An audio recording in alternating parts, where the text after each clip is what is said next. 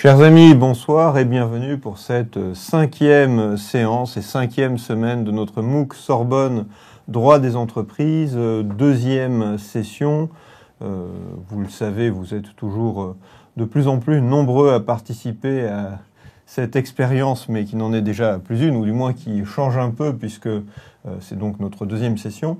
Et cette semaine, nous abordons plusieurs thèmes que nous avons rassemblés sous le titre des opérations des sociétés. Et j'en oublie presque de vous présenter Chantal. Donc Chantal, je vous laisse intervenir. Bonjour et bienvenue à tout le monde. C'est tout ? Oui, bah oui. Ouais. Très bien. Donc, merci Chantal de cette intervention. Et c'est-à-dire qu'on m'a reproché, on a reproché aux juristes sur le forum de faire des réponses trop longues. Donc, vous voyez, j'ai répondu à l'un des reproches. Par oui ou par non. D'accord, voilà. Bien.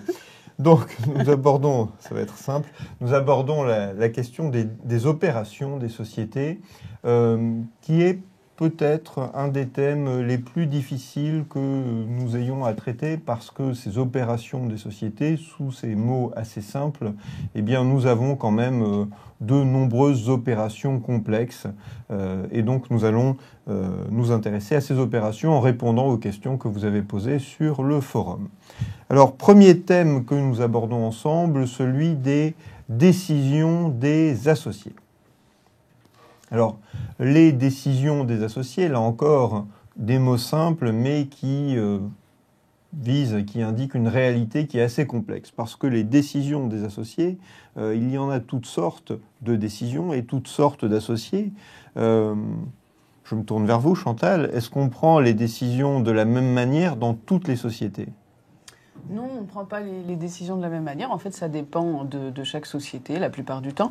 Et c'est d'ailleurs l'intérêt d'avoir différentes sociétés à notre disposition. C'est parce qu'on peut organiser la façon dont les décisions vont être prises. D'accord. Donc, pour prendre deux exemples de sociétés très différentes, est-ce qu'on prend les décisions de la même manière dans une société civile et dans une société anonyme ? Non, on ne prend pas les décisions de la même façon. Dans les sociétés civiles, nous sommes en présence d'une société dans laquelle la personne de la société est extrêmement importante. Et sauf erreur de ma part, la plupart des décisions se prendront à l'unanimité. Alors que dans les sociétés anonymes, on a une société, une structure dans laquelle la personne de l'associé compte moins. Ce qui compte, ce sont les capitaux qu'elle apporte. Et du coup, on pourra avoir beaucoup plus de décisions prises à la majorité simple ou majorité qualifiée. Donc on a vraiment deux situations bien distinctes. Alors vous avez tout à fait raison, je ne pensais même pas à cela pour être honnête, je pensais avant les questions de majorité, je pensais à la manière dont on prend les décisions, c'est-à-dire dans une société anonyme, comment est-ce grande société et notamment les sociétés cotées sont souvent sous forme de sociétés anonymes, les sociétés cotées en bourse, on prend les décisions comment dans ces sociétés ?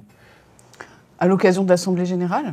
Voilà, ce sont des assemblées, donc ce sont des décisions collectives qui sont prises de manière assez codifiée, et le code prévoit, enfin les codes, mais particulièrement le code de commerce prévoit de manière assez détaillée la manière dont on convoque et dont on organise une assemblée. Dans les sociétés civiles, que j'ai pris comme exemple, mais on pourrait prendre d'autres sociétés de personnes comme exemple, il peut y avoir des assemblées, mais, et ce que vous avez dit était juste, la personnalité compte plus, et finalement, on a moins de textes qui organisent ces assemblées, et on a d'autres moyens de prendre les décisions. Vous avez en tête, chère Chantal, des moyens particuliers de prise des décisions collectives ? Dans les sociétés civiles ou eh bien, je suppose qu'il suffit, par exemple, après information des associés, de faire circuler un acte sur lequel on fait des propositions de décision, et si tous les associés, chaque associé signe, donc par exemple, il peut y avoir une prise de décision en quelque sorte à distance sans qu'il y ait une réunion d'une assemblée. Est-ce que c'est ce que vous entendiez ? Voilà, c'était ce que j'entendais. Donc on peut avoir d'autres modes de décision. L'assemblée d'une société, ça garantit a priori le plus de collectifs, parce que on va venir physiquement, enfin pas toujours d'ailleurs, on va en parler dans un instant, mais on va venir, on va discuter, on va échanger, à la fin on va voter après la discussion on va voter sur telle et telle résolution, mais dans une assemblée on a véritablement cet aspect collectif. Dans les sociétés de personnes, on peut admettre des modes de décision qui sont moins collectifs. Et effectivement, on peut avoir des consultations écrites, on peut avoir des actes signés par tous les associés. Alors, ça garantit, le dernier exemple que j'indique, ça garantit que les associés ont consenti, ça ne garantit pas qu'ils aient échangé. Dans la SAS, on en avait parlé, on a possibilité de prévoir d'autres modes de décision, mais on l'avait dit la semaine dernière, il faut s'assurer que ce soit bien des modes de décision collectifs, qui permettent précisément qu'il y ait un échange entre les associés. Voilà, je vois une des questions que vous posez qui revient assez souvent sur le forum, à savoir pourquoi n'est-il pas possible d'exclure un associé du vote? Ben, précisément, ce que l'on est en train d'évoquer, toujours ce grand principe que vous connaissez maintenant tous très bien et que Chantal vous rappelle. Eh bien, c'est toujours le principe tiré de l'article 1844 alinéa 1er du Code civil qui nous dit que tout associé doit participer aux décisions collectives. Et cette disposition... Est-ce qu'il nous dit que tout associé doit participer aux décisions collectives? Il y a une obligation de participer aux décisions collectives? Non, mais on ne peut pas l'exclure. Voilà, c'est tout associé a le droit de participer. Excusez-moi, a le droit de participer. Et la loi n'octroie pas de... on ne peut pas contrevenir à ce principe, sauf si la loi elle-même prévoyait des dispositions spécifiques qui exonéreraient la société de ce principe-là. Parfait. Donc, effectivement, nous avons ces différentes sociétés qui ont des modes distincts de prise des décisions des associés. Bon, il faut penser à toujours bien respecter la loi, les statuts. On parle souvent, mais c'est quelque chose qui ne fait pas trop partie des questions que vous avez posées, on parle d'assemblée sur le papier. Ça existe, les assemblées sur le papier? Je suppose qu'il doit y avoir des assemblées dans lesquelles... Moi-même, je ne connaissais pas cette expression, donc je suppose, réfléchissons ensemble, ce sont des associés dans lesquelles, des assemblées dans lesquelles soit il n'y a peut-être pas eu vraiment de réunion d'assemblée, où les associés n'ont pas vraiment discuté, se sont comptés de vous, je ne sais pas. Dites-nous en plus, Bruno. Alors non, les assemblées sur le papier, c'est quelque chose qui en pratique existe, mais qui n'est pas véritablement conforme, c'est un peu un euphémisme à l'esprit du droit des sociétés. Tel que l'on conçoit une société, on a une véritable discussion. Alors certains peuvent ne pas venir, certains peuvent être là de manière indirecte, parce que représentés, parce que présents en visioconférence. Une assemblée sur le papier, c'est quelque chose qui pourrait s'apparenter à un faux d'ailleurs. C'est le fait d'indiquer que c'est tenu une assemblée et ensuite on fait circuler éventuellement le procès-verbal, s'il doit être signé, on le fait circuler par les personnes qui sont appelées à le signer, mais il n'y aura pas vraiment eu d'assemblée, ou du moins pas d'assemblée matérielle. Alors on pourrait se dire, mais finalement, c'est pas une assemblée, d'une certaine manière, ça dégénère en un autre acte, en une consultation écrite, mais c'est pas tout à fait cela, et ça peut arriver dans des sociétés dans lesquelles on n'a pas de possibilité de faire une consultation écrite. Donc, avoir une assemblée qui se tient sur le papier, ça veut dire qu'on n'a pas d'assemblée en réalité. Alors, ça permet peut-être des scénarios pour des romans policiers. On pourrait imaginer qu'une assemblée prétend se tenir et que ça sert d'alibi à une personne qui va en assassiner une autre. Mais ouais, je ne devrais pas vous donner de telles idées. Mais au-delà de cette petite plaisanterie, c'est quelque chose qui se rencontre en pratique sans doute plus souvent, ce n'est pas quelque chose d'absolument isolé, parce que je crois que beaucoup de sociétés recourent à cette pratique, plutôt des petites sociétés, plutôt des sociétés dans lesquelles certains associés ne se sentent pas vraiment associés. Ce sont ces fameux associés de complaisance qui sont là parce qu'il fallait plusieurs associés pour constituer la société et que le jour où ils doivent se déplacer pour se rendre à une assemblée, ils considèrent qu'ils ont déjà fait beaucoup et qu'ils veulent bien signer quelque chose si on leur envoie, mais pas se rendre véritablement à l'assemblée. Donc ces assemblées sur le papier, c'est une pratique qui sans doute existe, mais qui n'est pas encouragé parce que, notamment, eh bien, il n'est pas sûr que, enfin, voilà, si on ne fait pas une vraie assemblée, si on ne discute pas, si nous avons une vraie société, à savoir avec une exploitation d'une entreprise véritable, on peut imaginer qu'on ne va peut-être pas, si on est associé, s'intéresser aux problèmes de cette entreprise et qu'on découvrira peut-être tard que, eh bien, il y a des problèmes, la société va très mal et on ne l'a pas vu à temps. Voilà ce que je voulais évoquer par ces fameuses assemblées sur le papier. Donc ce sont des assemblées pour la forme, en fait. Oui, voilà. Tout à fait. Voilà. Mais voilà, qui ne... Inutiles, pas vraiment utiles, puisqu'elles ne permettent pas de... Utiles formellement, parce qu'elles permettent, voilà, vous approuvez les comptes et vous constatez peut-être qu'il y a eu un bénéfice, mais vous ne vous êtes pas réunis, vous n'avez pas discuté de l'activité, de l'exercice passé, vous n'avez finalement fait que formaliser des décisions qui ne sont précisément que formelles. Voilà. Alors, parmi les questions que vous avez posées, j'en vois une qui était très intéressante, qui concernait l'augmentation des engagements visés par l'article 1836 du Code civil. C'est une question difficile, et vous le savez, les questions difficiles, ici, voilà, les questions difficiles ont... Je peux passer le bateau ou pas? Non. L'article 1836 du Code civil, dans son alinéa 2, prévoit que les associés, lorsqu'on souhaite augmenter les engagements des associés, il faut obtenir le consentement de chaque associé. Voulez-vous qu'on le lise? Non. Et ce qui impose donc, dès lors qu'il y a une augmentation des engagements des associés, une décision votée à l'unanimité. La difficulté, en l'occurrence, sera celle de déterminer ce qu'est précisément une augmentation des engagements des associés. Historiquement, on peut dire que cela correspond à une augmentation des engagements pécuniaires des associés. Donc, par exemple, demander aux associés de faire un nouvel apport qui n'était pas prévu, participer à la contribution aux pertes à une époque où ce n'est pas prévu. En général, on contribue aux pertes au terme de la société, donc participer l'année suivante, contribuer aux pertes l'année suivante, par exemple. La jurisprudence s'est un peu développée sur ce point et elle admet que cela puisse être une augmentation des engagements non pécuniaires. Là, je n'ai pas d'exemple immédiatement. Peut-être que Bruno, vous en auriez. Une augmentation des engagements non pécuniaires.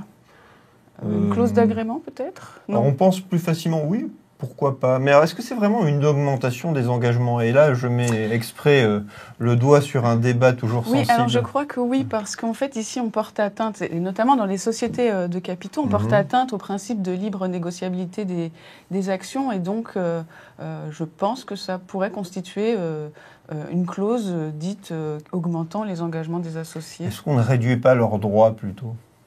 Alors c'est intéressant parce que justement la réduction des droits des associés ou des actionnaires ne fait pas partie de ces décisions qui nécessitent un vote unanime. Alors je ne sais pas, Bruno. Et pas dans la SAS? Alors la SAS, on sait bien que la SAS est une société un peu spécifique. Alors non, mais je vous embête et je crois qu'il faut donner la réponse. Alors on a une vraie difficulté pour savoir si le texte qui vise l'augmentation des engagements des associés vise aussi la réduction de leurs droits. On a des réponses en jurisprudence, mais qui ne sont pas dans un seul sens.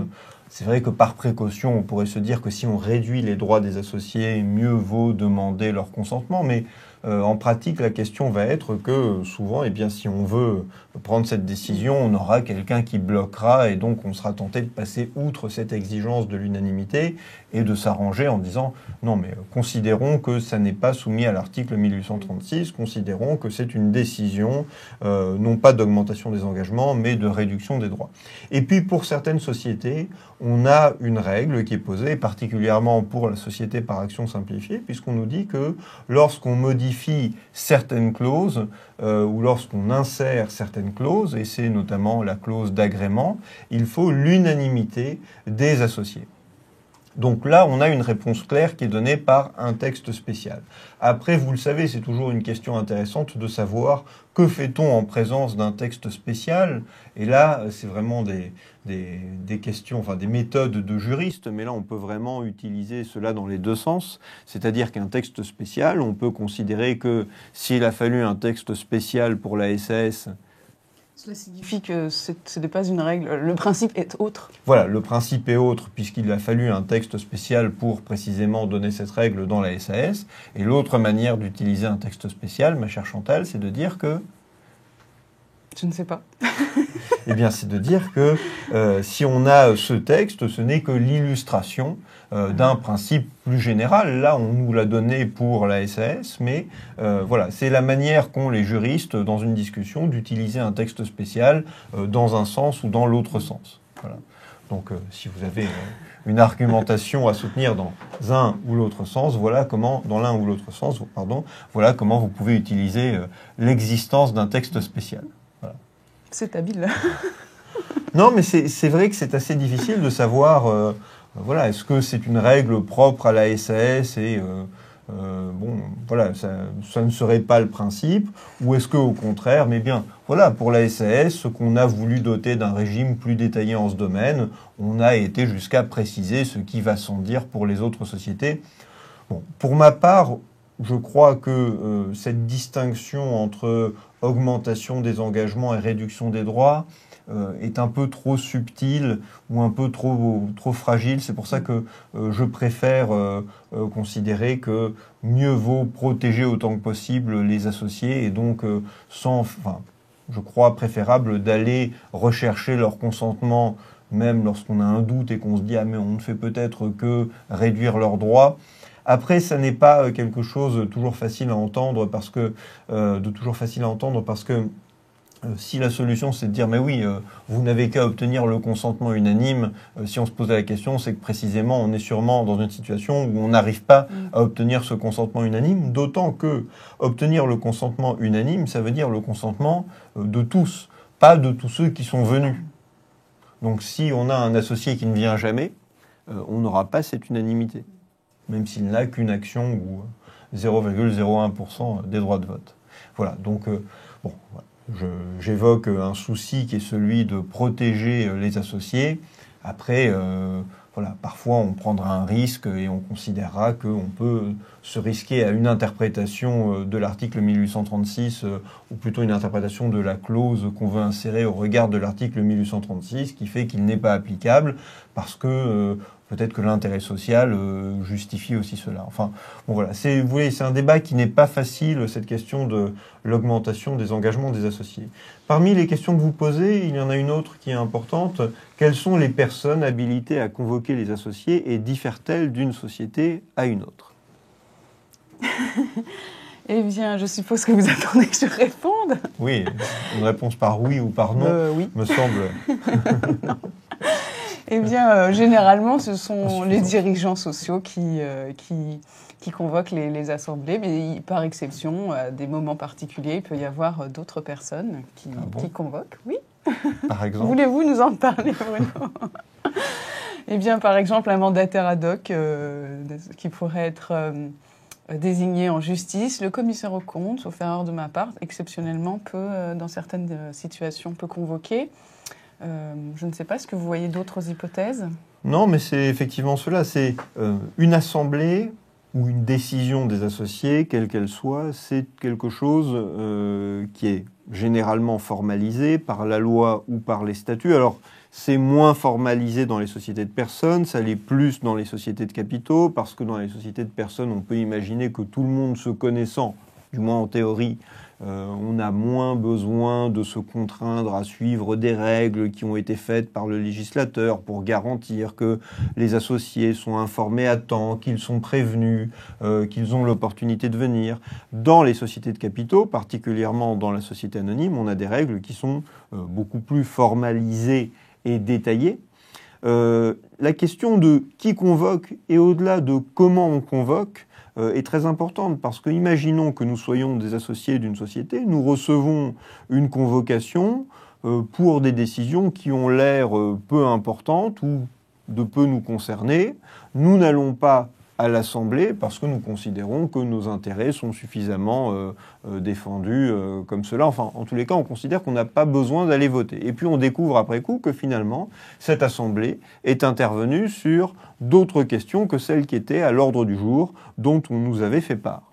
Ou autre possibilité, on peut imaginer que nous recevions des informations sur un certain nombre de questions, ou nous avons accès d'une autre manière à des informations sur un certain nombre de questions. Et puis, le jour de l'Assemblée, eh bien, nous allons voir l'Assemblée commencer à intervenir sur des choses qui n'étaient absolument pas prévues à l'ordre du jour. Est-ce que ces décisions sont valables? A priori, non. A priori, non, parce que certains ne sont peut-être pas venus en considération de l'ordre du jour. Ceux qui sont là n'ont peut-être pas les informations requises.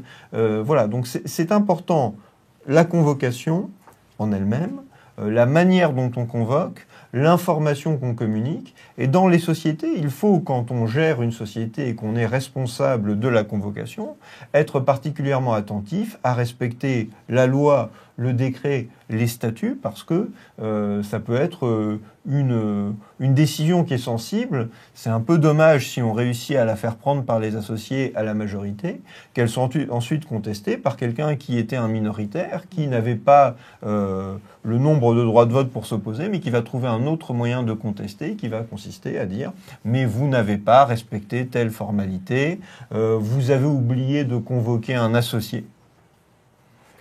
Et même si c'est un associé qui a très peu de droits de vote, il n'est pas exclu que le juge prononce la nullité de la décision, parce que ces très peu de droits de vote, eh bien, il pourrait tout à fait...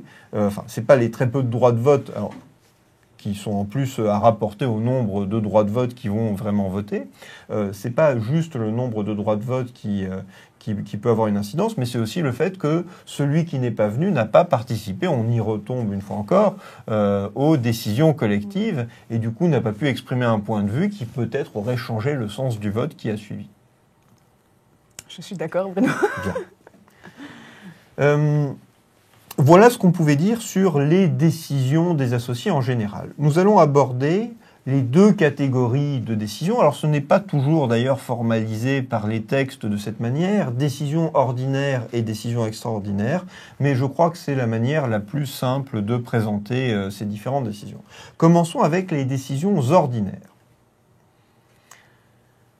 Ces décisions ordinaires, ce sont les décisions courantes, mais pas les plus courantes, parce que les plus courantes, de fait, elles sont prises par les dirigeants, par les gérants, par exemple, mais ce sont les décisions un peu moins courantes qui engagent la société, comme par exemple simplement l'approbation des comptes annuels. D'accord, donc c'est une définition. Les décisions ordinaires sont les décisions un peu moins courantes. Ce ne sont pas les décisions qui sont prises au jour le jour, quotidiennement. Mais je pense que Bruno, puisque vous avez une idée assez précise de ce que vous voulez que je dise, je vais vous laisser dire. Voilà, je n'arrive pas encore à obtenir que vous donniez exactement les réponses que j'attends. Mais voilà, nous sommes tous là pour apprendre, et moi aussi. Je vous remercie, Bruno. Voilà, je vous en prie. Ces décisions ordinaires, ce sont effectivement... Alors, j'aurais dû commencer, d'ailleurs, c'est une faute pédagogique de ma part. Mais voilà, on ne revient pas assez à ça. Voilà. J'aurais dû commencer peut-être par évoquer les décisions extraordinaires, qui sont les décisions qui modifient les statuts. Donc les décisions ordinaires, ce seraient les autres décisions. Quelles sont-elles? Décisions, je crois que vous l'avez évoqué, d'approbation des comptes. Extraordinaire? Non, ordinaire. Oui, décision d'approbation des comptes. Donc, décision extraordinaire que nous n'évoquons pas encore maintenant, car nous n'avons pas eu de bandeau décision extraordinaire. Donc, décision ordinaire, eh bien, ce sont donc les décisions qui ne modifient pas les statuts. Donc, nous avons la décision d'approbation des comptes, les décisions de distribution du bénéfice lorsqu'il y a du bénéfice distribuable, décision de nomination de dirigeants. Voilà des exemples de décisions ordinaires.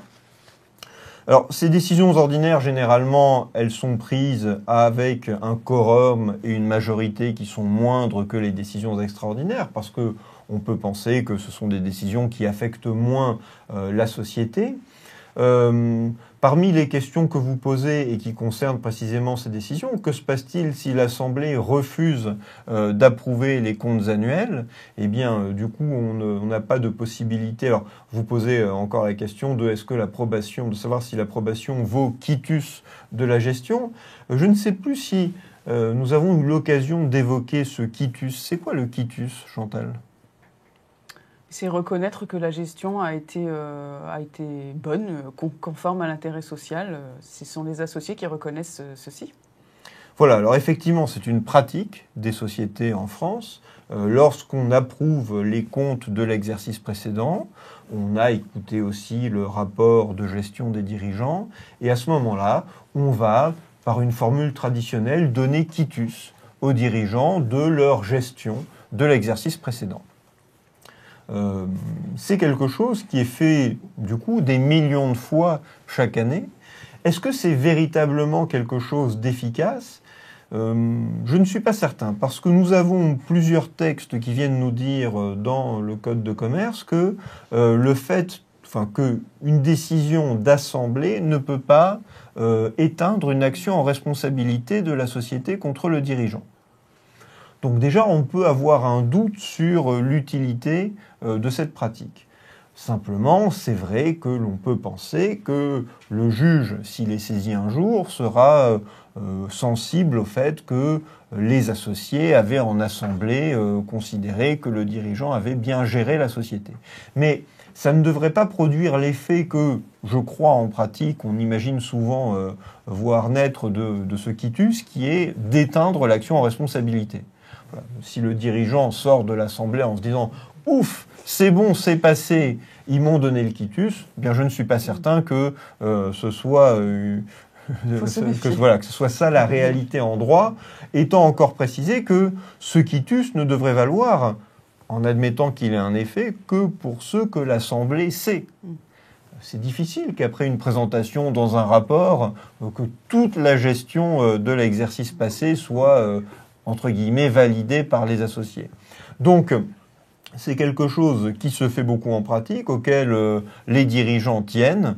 Je ne sais pas si c'est quelque chose de si utile que cela. Maintenant, ne donnons pas le conseil d'arrêter systématiquement cela, parce que ça peut avoir, encore une fois, un impact sur le juge. Et puis, imaginons que on vienne dire aux dirigeants, mais vous étiez tellement conscient de vos fautes que vous n'avez même pas demandé le quitus. Voilà.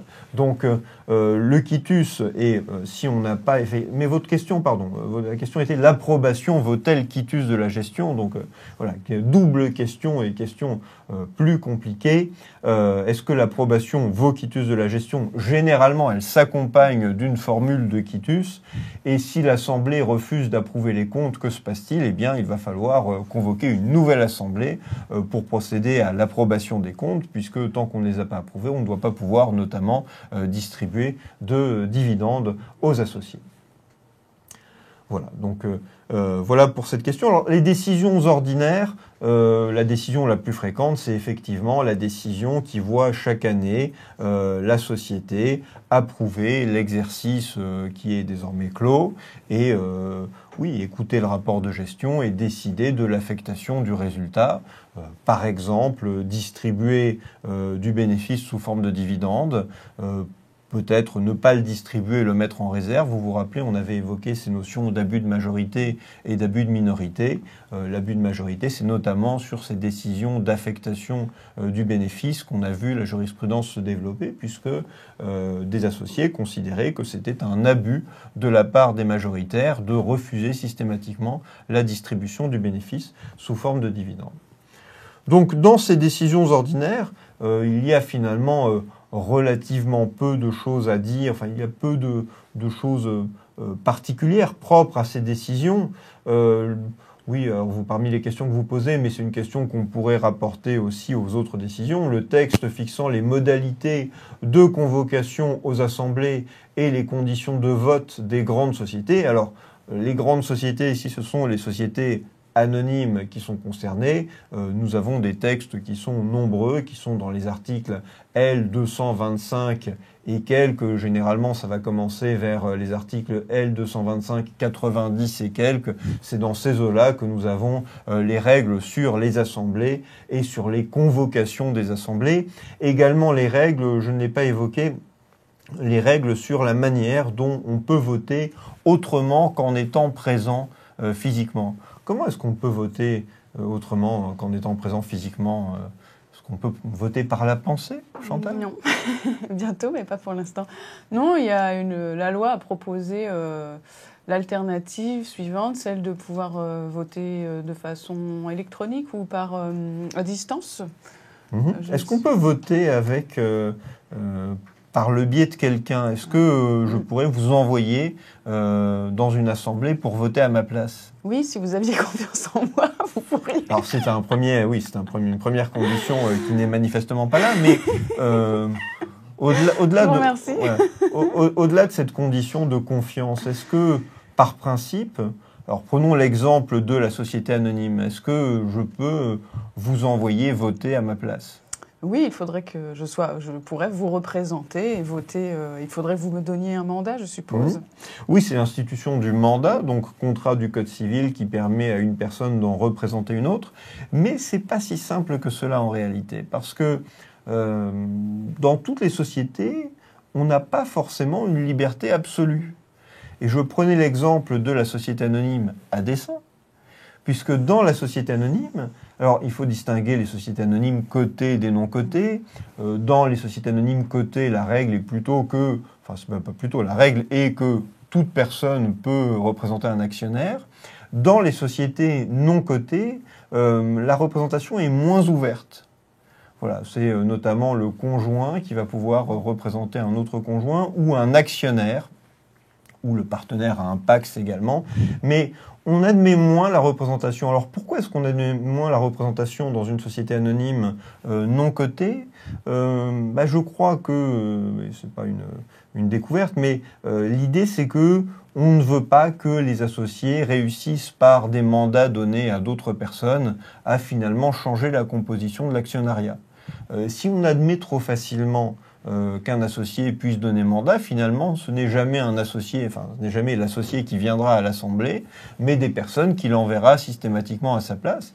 Et après tout, si je voulais céder mes actions, mais que je n'arrive pas à obtenir l'agrément, je pourrais très bien dire, mais écoutez, c'est très simple, je ne cède pas mes actions, mais je vais donner mandat à la personne que j'avais en tête comme cessionnaire, comme acquéreur de mes actions, et c'est lui qui me représentera systématiquement.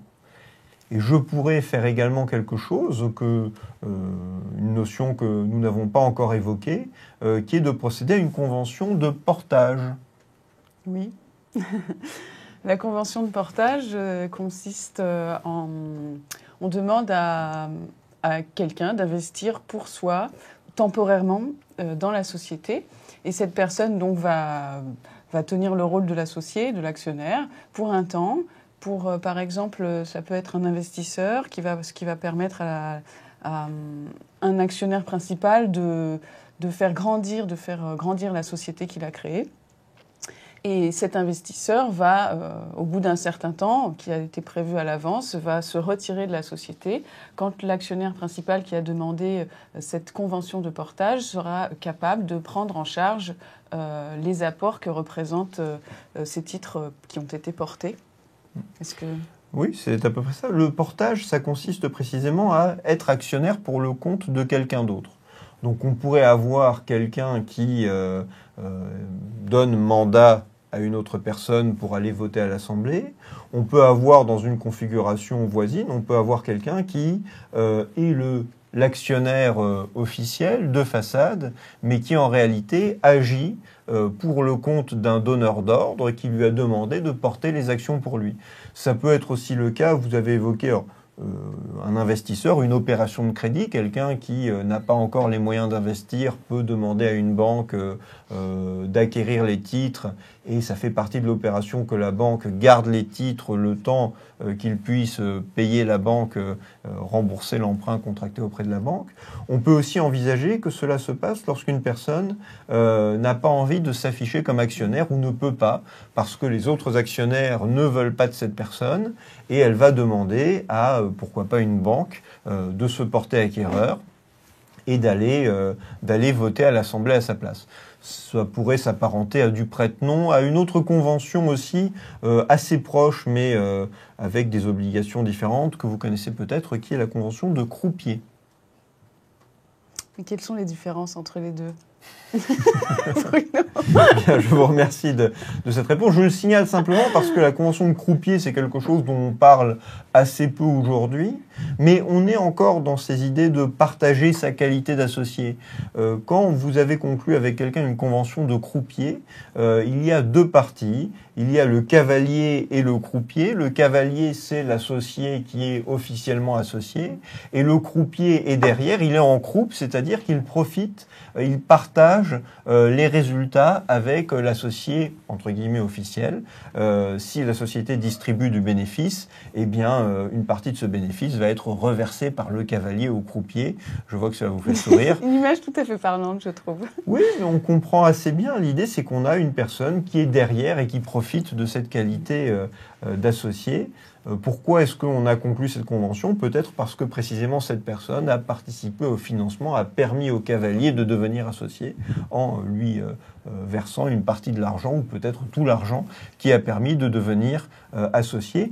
Mais ça ressemble encore à cette convention de prête-nom. Dans le prête-nom, effectivement, comme son nom l'indique, on prête son nom, on n'est pas le vrai associé, mais enfin, on n'est pas... on est formellement associé, mais en réalité, on est associé pour le compte de quelqu'un d'autre. On revient à nos questions de convention de portage. Bon. Alors, on voit beaucoup de choses. Passons maintenant aux décisions extraordinaires. Ce sont celles qui soulèvent, enfin, qui ont le plus de particularités parce qu'en plus, dans ces décisions extraordinaires, eh bien, on a certaines des décisions les plus sensibles qui peuvent être prises par une société. Que connaissez-vous, Chantal, comme décisions extraordinaires des sociétés? Eh bien, vous en avez cité quelques-unes tout à l'heure, si je ne m'abuse, le changement de nationalité, par exemple. Je n'ai absolument pas cité de décision extraordinaire. C'est vrai? Écoutez, en pensée, voilà. Donc, changement de nationalité. Est-ce que vous êtes d'accord? Oui, changement de siège social, quand on change le siège social de... Pour le mettre à l'étranger, par exemple. Donc, changement de nationalité. Changement de nationalité. Lorsqu'on modifie le capital, soit par une augmentation, soit par une réduction de capital. Quand on augmente les engagements des associés. Je ne sais pas. Avez-vous d'autres idées en cas de fusion, de scission? Voilà, oui, je pensais à ces opérations, mais ce ne sont pas les seules. Fusion, scission, transformation. Lorsqu'on change la forme sociale, et voilà un exemple précisément d'augmentation des engagements des associés, nous sommes en société anonyme ou en société à responsabilité limitée. Nous devenons une société en non collectif. Et cette société en non collectif, eh bien voilà, par exemple, transformer une SARL en SAS. Est-ce qu'on augmente les engagements des associés? Voilà une question difficile. Eh bien, la loi ne nous impose pas de répondre à cette question puisque la loi impose, quoi qu'il en soit, d'obtenir l'unanimité des associés de SARL s'ils veulent se transformer en SAS. De manière générale, si je ne m'abuse, les associés doivent, de quelque forme qu'ils soient, doivent obtenir l'unanimité pour pouvoir transformer leur société en SAS. Donc de fait, on peut considérer que cette décision est considérée elle-même par le législateur comme étant une augmentation des engagements des associés. À moins que, considérant que ça ne l'est pas, il ait eu besoin d'un texte spécial pour... voilà. Mais c'est vrai que la SAS, c'était une question compliquée de savoir si, passer de SARL en SAS, on augmente les engagements des associés. Parce qu'on pourrait considérer que c'est une forme plus souple, que c'est une forme où il est peut-être plus facile de céder ses actions que de céder des parts sociales. Mais c'est vrai en même temps que c'est une forme qui peut comporter des dangers pour les associés, des contraintes lourdes. Si vous pouvez être exclu, si vos actions peuvent être inaliénables, eh bien, voilà, pour nous éviter d'avoir à faire des bilans, à comparer le statut de l'une, le statut de l'autre, le législateur l'a dit à l'article L 227-3 de manière claire, il faut l'unanimité pour transformer une société de quelque forme que ce soit en SAS. Bon. Alors, parmi les décisions modifiant les statuts, vous avez évoqué la question de l'augmentation de capital, et c'est à cette occasion qu'on va parler du droit préférentiel de souscription. Qu'est-ce que c'est le droit préférentiel de souscription, le DPS ? C'est un droit que la société octroie à ses actionnaires, aux actionnaires qui sont en place au moment de l'augmentation de capital. Grâce à ce droit préférentiel de souscription, les actionnaires vont pouvoir acquérir de façon prioritaire acquérir les nouveaux titres qui sont émis par la société anonyme. Bon, en général, c'est une société anonyme, pas nécessairement. Mais... Alors, c'est effectivement le cas. Dans la société anonyme, la loi prévoit par principe un droit préférentiel de souscription. Ça veut dire que si nous sommes actionnaires à 50% chacun d'une société, si nous décidons une augmentation de capital, le principe, c'est que nous avons chacun un droit proportionnel à notre participation qui nous permet du coup de souscrire les actions qui vont être émises. Après, nous pouvons supprimer ce droit, nous pouvons renoncer à ce droit. Alors ça entraîne des régimes particuliers, mais l'idée, c'est que de cette manière, on garantit aux actionnaires en place qu'ils ne vont pas être dilués, qu'ils vont conserver leur pouvoir politique, parce que même si nous augmentons beaucoup le capital, si j'ai 50% du capital, mon droit préférentiel de souscription me permet de souscrire au moins à 50% de l'augmentation de capital et donc de garder ma proportion de capital de 50% même après l'augmentation. Donc c'est un droit qui est important. Ça, c'est la question de l'augmentation de capital. On a, vous le savez, des opérations de réduction de capital également. Alors, la réduction de capital, est-ce que c'est une opération anodine, Chantal ? Non, ça n'est jamais une opération anodine. Il y a deux raisons pour lesquelles on peut réduire le capital d'une société. Soit pour anticiper en quelque sorte le remboursement des apports. Et là, dans ces cas-là, cela signifie que la société est et que la société est florissante, et donc on se dit qu'on pourrait rembourser déjà aux actionnaires leurs apports. Et là, c'est une opération qui peut être dangereuse pour les créanciers de la société, puisque normalement, les créanciers de la société bénéficient d'un droit de gage général sur le capital. Du coup, cela impose de respecter quelques formalités, en particulier les créanciers bénéficient d'un droit d'opposition à cette opération. Alors oui, effectivement, dans les sociétés par action, dans les sociétés à responsabilité limitée, si on réduit le capital d'une manière qui n'est pas motivée par des pertes de la société, on protège les créanciers en leur permettant de s'opposer à l'opération. Parce que si vous êtes créancier, vous êtes normalement remboursé avant que les associés reprennent leurs apports. Et si en cours de route, la société qui ne vous a pas encore remboursé ou qui n'a pas encore exécuté les obligations qu'elle a envers vous réduit son capital, ça veut dire qu'elle rend leurs apports à certains des associés ou des actionnaires. Donc vous avez un mécanisme de protection des créanciers. Ça, c'est effectivement l'aspect non motivé par des pertes. Et l'autre aspect ? C'est justement la réduction de capital qui est motivée par des pertes. Quand la société est tellement défaillante que... il y a un point où la société est si défaillante qu'on va imposer, la loi va imposer, notamment dans les sociétés par action et dans la SARL, va imposer la réduction de capital, c'est-à-dire qu'on va ramener le capital à zéro. En fait, on va essayer en quelque sorte de le faire coïncider avec la vérité de la composition de l'actif social. Donc on va réduire le capital à zéro et on va demander en général aux associés d'apporter un nouveau capital. Donc en général, cette réduction de capital motivée par les pertes, elle est suivie d'une augmentation de capital qui là est tout à fait favorable aux créanciers qui gardent la même personne morale comme débiteur, mais qui voient cette personne morale renflouée. Alors oui, vous avez parlé de ce qu'on appelle le coup d'accordéon, qui est une réduction suivie d'une augmentation, mais on pourrait aussi avoir une opération qui serait simplement de réduction, c'est-à-dire que pour mettre en harmonie le montant réel des capitaux propres de la société et le montant affiché du capital social, on peut réduire, pour tenir compte des pertes, on peut réduire le montant du capital social. Et dans ce cas-là, c'est une réduction qui est motivée par des pertes.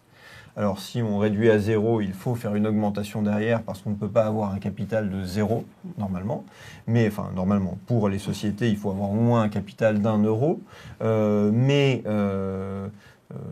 On a souvent en pratique des réductions qui sont effectivement suivies d'une augmentation. Et comme je reviens à mon premier cas qu'il y ait une réduction simplement de capital, mais non motivée par des pertes, là, on n'a pas de droit d'opposition des créanciers parce qu'on ne rend rien en réalité aux associés dans cette hypothèse, puisqu'on ne fait que tenir compte de pertes subies par la société. Parmi les questions que vous posez, il y en avait une que j'avais retenue car c'est un terme qu'on voit passer en pratique, même s'il n'est pas lié véritablement aux décisions extraordinaires, c'est celui de la définition de la société holding. Une société holding, c'est une société qui détient d'autres sociétés. Et là, en réalité, où il peut y avoir un lien, c'est que vous avez fréquemment dans les statuts des sociétés. D'ailleurs, on va poser la question un peu différemment. Une société holding, c'est une société qui détient des participations dans d'autres sociétés qui sont ses filiales ou qui sont des sociétés dans lesquelles ça peut être des participations faibles qui sont détenues. En tous les cas, une holding avec des sociétés filiales en dessous. Et vous comprenez que l'actif principal de cette holding, c'est précisément ces participations détenues dans les filiales. Et on peut rencontrer dans les statuts des clauses qui, précisément, vont faire en sorte que pour céder ou éventuellement pour acquérir des participations détenues dans des filiales, eh bien, il faille une autorisation des associés et pourquoi pas une autorisation prise dans les conditions des décisions extraordinaires. Mais alors, est-ce que ça serait en principe, si on n'avait pas une clause des statuts qui demandait une décision des associés, est-ce qu'il nous faudrait une décision nécessairement des associés, Chantal? Question difficile.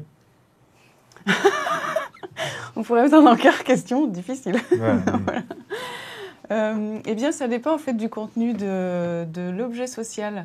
Parce que si l'objet social d'une holding est celui de détenir des participations de telle société, de la société X, eh bien si le dirigeant de la holding cède cette participation, eh bien c'est une véritable modification des statuts. Donc par conséquent, le dirigeant ne devrait pas pouvoir faire seul cette... le dirigeant ne modifie pas les statuts, je ne comprends pas ce que vous dites, Chantal. Le dirigeant ne devrait pas pouvoir effectuer cette opération, il devrait demander, non. Il ne modifie pas les statuts. Nous avons un objet qui dit détention de... Alors, je vous laisse la responsabilité de ces termes imprécis de participation X. Dans la société X. D'accord, dans la société X. S'il vend, il ne peut plus, à moins d'en racheter immédiatement, il ne peut plus gérer ses participations de la société X. N'est-ce pas, non? Oui, non, mais vous avez tout à fait raison. Et une fois de plus, je m'amuse à vous taquiner. Ce que vous voulez dire, c'est que si dans l'objet social, on vise de manière spécifique la détention d'actions d'une société nommée par l'objet social, donc vous avez choisi le nom X qui n'est pas très répandu parmi les sociétés, mais imaginons qu'on ait objet social détention. Vous n'aimez pas X. Bon, ou Y, objet social détention d'actions Y, par exemple. Vous ostracisez les X. Bon, arrêtez de me déconcentrer et concentrez-vous vous-même. Donc, détention d'actions Y, eh bien, cette détention d'actions Y, si le dirigeant cède les actions Y d'un seul coup, la société n'a plus d'activité, ou du moins ne peut plus faire, plus exactement, l'activité telle qu'elle est prévue par son objet social. Alors c'est vrai qu'il pourrait racheter des actions de cette même société Y tout de suite, mais on est gêné quand même de cela et on préférera obtenir dans cette situation une décision des associés qui autorise le dirigeant à faire cette opération. Mais c'est vrai que formellement, le dirigeant n'est pas en train de modifier les statuts. De fait, il les modifie. C'est surtout ça la difficulté, non? Je ne sais pas si on peut dire qu'il les modifie de fait. Il faudrait peut-être distinguer suivant qu'il est possible de racheter très rapidement des actions Y. Alors, en plus, on a pris l'hypothèse où on indiquait bien que l'objet social visait ces actions. C'est une autre question encore de savoir ce qui se passe si on a un objet qui vise la détention d'actions sans précision, et le dirigeant va vendre ces actions, toutes les actions détenues par la société. Est-ce qu'il peut le faire, ça? Il me semble que oui, à partir du moment où après il réinvestit le produit dans d'autres titres pour effectivement réaliser l'objet social. Enfin, alors effectivement, si on prend la SARL ou si on prend la société anonyme, dans la mesure où le gérant ou le directeur général a les pouvoirs les plus étendus pour agir au nom de la société, tant qu'il respecte les pouvoirs des autres organes, eh bien on n'a pas d'indication par ailleurs dans la loi qui viendrait nous dire qu'il appartient au conseil d'administration pour la SA ou qu'il appartient à l'Assemblée, pour toutes les sociétés que j'ai indiquées, de prendre les décisions de cession d'actifs essentiels de la société. Mais c'est un débat que l'on a actuellement de savoir si il ne faudrait pas intégrer, alors est-ce que ça doit être dans la loi, est-ce que ça doit être ailleurs que dans la loi, des règles obligeant le dirigeant à consulter l'Assemblée pour la cession d'un actif essentiel. On a des règles de ce type dans les codes de gouvernance, mais on se demande s'il ne faudrait pas aller au-delà. Parce que ça peut surprendre. Économiquement, le dirigeant est en mesure de changer complètement le profil de la société en cédant des actifs essentiels. La loi ne dit pas que c'est une décision qui relève de la compétence des associés. Or, on peut se dire que les associés qui constituent la société le font pour un projet déterminé et qu'ils ne s'attendent pas à ce que le dirigeant change, sans les consulter, la manière dont la société, enfin le patrimoine de la société. Voilà. Mais c'est une question qui est une question sensible et qui revient assez souvent. Des fois, des juges sont tentés de dire que non, c'est quand même une opération économiquement importante et même si la loi ne l'a pas prévu, ça doit relever de la compétence des associés. Alors, parmi les opérations qu'on a évoquées de modification des statuts, il y en a une que l'on voit parfois dans la presse, on en parle, ce sont les opérations de fusion. On parle souvent d'opérations de fusion, de scission. Vous posez des questions très particulières sur l'information des créanciers d'une société. Alors on dit une société scindée plutôt qu'une société en scission. Ce sont des opérations qui ont, du point de vue, enfin, ce sont des opérations de restructuration dans lesquelles on va avoir une société qui va transmettre son patrimoine ou une partie de son patrimoine à une ou plusieurs autres sociétés. Si on scinde une société, vous avez une société dont le patrimoine va être partagé entre plusieurs sociétés dites bénéficiaires. Pourquoi est-ce qu'on partage ce patrimoine? Eh bien parce que peut-être qu'une société va récupérer une activité donnée. Ça pourrait être les autorités de concurrence, par exemple, qui demandent, pour mettre fin à une situation où on considère que la position de la société est dominante et que du coup il faut mettre fin à cette situation, on pourrait imposer à une société, cela s'est vu, de partager ses activités et donc ses actifs entre plusieurs autres sociétés. Et du coup, si on fait ce type d'opération, eh bien, on va avoir transmission aux sociétés bénéficiaires à la fois des actifs de la branche d'activité ou de la partie du patrimoine concerné, et c'est ça qui est assez non pas étonnant, mais qui est précisément un effet de ces opérations et qui n'est pas un effet courant, c'est un effet de manière comparable à ce qu'on rencontre lorsqu'une personne physique décède et qu'elle transmet son patrimoine à ses héritiers. Il va y avoir transmission aussi des dettes, transmission du passif. Et c'est en réalité le patrimoine ou une partie du patrimoine que récupèrent, entre guillemets, les sociétés bénéficiaires.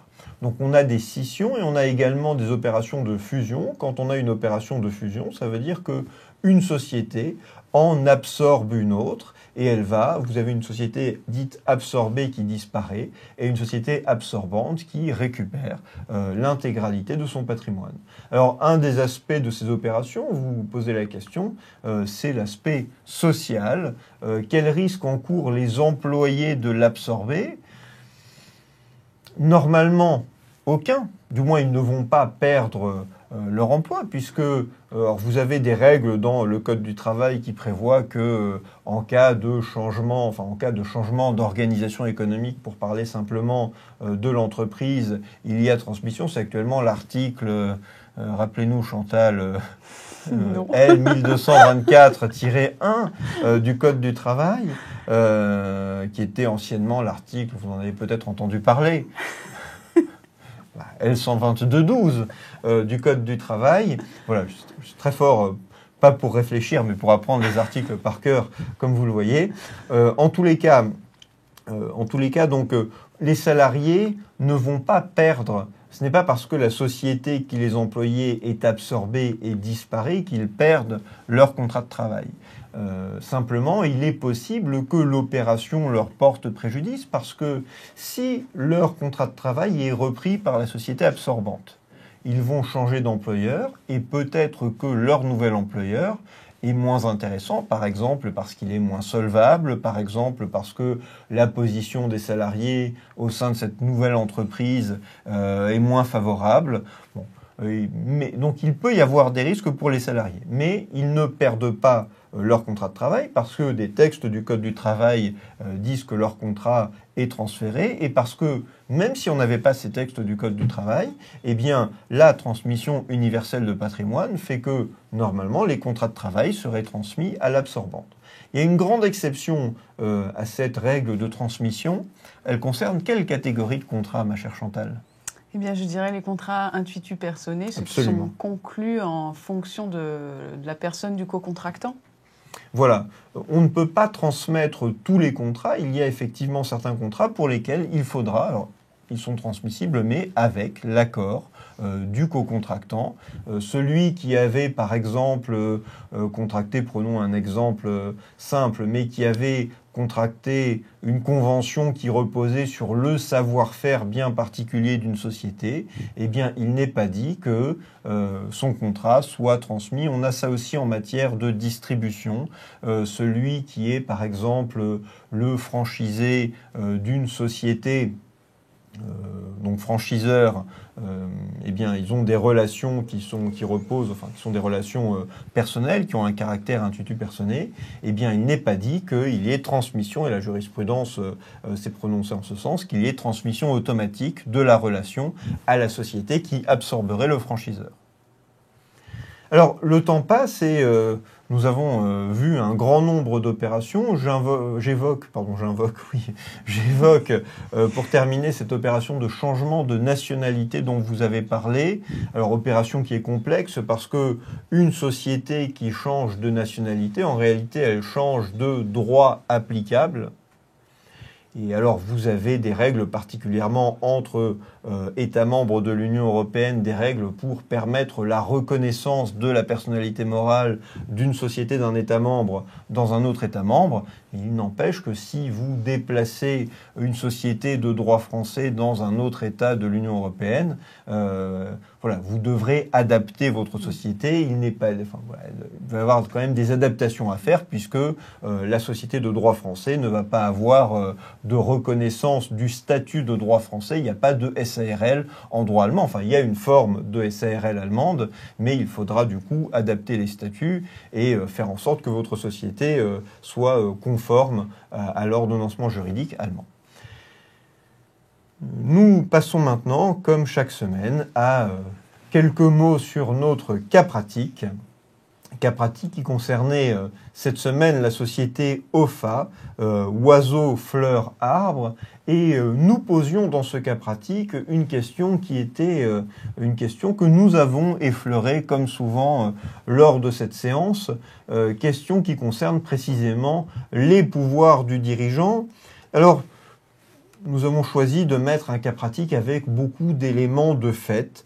Ne vous laissez pas prendre à ce piège et pensez à revoir cette notion d'objet social dont nous avons parlé puisqu'elle est au centre de ce cas pratique. Mais nous verrons les réponses que vous donnez puisque chaque semaine, vous le savez, nous apportons un corrigé en reprenant les réponses les plus significatives et en essayant de respecter une certaine égalité parmi les réponses dont nous tenons compte. Voilà, nous ne pouvons pas malheureusement citer toutes les réponses et tous les auteurs des réponses au cas pratique. Il est temps de nous quitter. Je remercie Chantal. Pardon de vous avoir un peu embêté, de vous avoir posé des questions sans vous avoir forcément mis sur la voie de la réponse au préalable.